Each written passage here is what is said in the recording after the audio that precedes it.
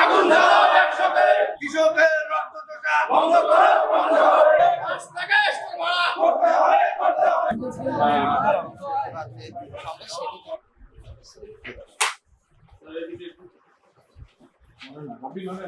Committee করে দিচ্ছি, সুপারিশ কমিটি ভাড়া নির্ধারণের জন্য, ন্যায্য ভাড়া। সেই কমিটি প্রায় আজকে 1 মাস হয়ে গেল ঢাকায় রিপোর্ট পাঠাইছে আপনার ডিজি মহোদয়ের দপ্তরে, কিন্তু দুর্ভাগ্যজনক হচ্ছে এখনো এই রিপোর্ট সুপারিশ এখনো আলোর মুখ দেখছে না। যার জন্য আমরা আজকে এই আক্ষেপ নিয়ে আসছি আমাদের রংপুর বিভাগীয় অফিসে। আমরা জানান দিতে আসছি যে ওনারা যেন অতি সত্বর অনতিবিলম্বে যেন ওনারা এই আমাদের সুপারিশ কি যে রিপোর্ট সুপারিশ দিচ্ছে তা যেন আপনার কার্যকর করে। আমরা এই ভাড়াটা নির্ধারিত করার পরে আমরা কিন্তু এই ভাড়ার সঙ্গে সঙ্গে প্রত্যাখ্যান করছি। আমরা কৃষি বিপণী এবং জেলা প্রশাসক, ডিজি মহোদয় সব জায়গায় আমরা স্মারকলিপি দেই, আমরা এর প্রতিবাদ জানাই। ওই ভিত্তিতে এবার একটা নতুন করে কমিটি গঠন হয় সারা বাংলাদেশে, যে পোস্টাল মালিকদের খরচ কত এবং তার সঙ্গে যৌক্তিক লাভ দিয়ে কত ভাড়া হবে। প্রতিটি জেলায় কোনো জেলায় 4.5 টাকা, কোনো জেলায় 5 টাকা ভাড়া নির্ধারিত হয়, কিন্তু রংপুর জেলায় কোনো ফয়সালা হয় নাই।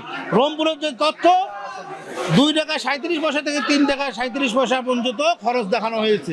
কমপক্ষে 2 লাখ মেট্রিক টন আলু প্রতি মাসে বের হওয়া দরকার। এই হারটা কিন্তু অনেক কম আমরা যেটা দেখতেছি। এর কারণ হলো উৎপাদন অনেক বেশি হয়েছে। উৎপাদন মানে সংরক্ষণ অনেক বেশি গত বছর হচ্ছে। তার আগের বছর ছিল 8 লাখ মেট্রিক টন, কিন্তু ক্রমান্বয়ে দেখতেছি যে আমাদের সংরক্ষণ ক্ষমতা অনেক বাড়তেছে। কৃষকরা বা ব্যবসায়ীরা তাদের আলু সংরক্ষণ করতেছে, এটা দেশের জন্য ভালো। আমরা যদি ধরি যে তাদের উৎপাদন খরচ ধরে আর কি, যে কোল্ড স্টোরেজ ভাড়া সহ 27-28 টাকা পড়ে, কিন্তু সে জায়গায় এখন আমাদের কোল্ড স্টোরেজে বিক্রি হচ্ছে 16 টাকা, 16 থেকে 17 টাকা। আচ্ছা, এইরকম কোল্ড স্টোরেজ ভেরি করে আমরা করে প্রতিদিন কিন্তু এই তথ্যগুলো আমাদের মন্ত্রণালয়ে পাঠাই। আমাদের ওয়েবসাইটে যদি খোঁজেন, কৃষি মন্ত্রণালয়ের ওয়েবসাইটে খোঁজেন, রংপুরের সব কিছুর বাজার দর আপনারা ওখানে পাবেন। তার মানে তথ্যগুলো আমরা কিন্তু অনবরত দিচ্ছি। এই তথ্য দেখেই কিন্তু সরকার বা মন্ত্রণালয় বুঝতে পারে যে তারা ক্ষতিগ্রস্ত হচ্ছে।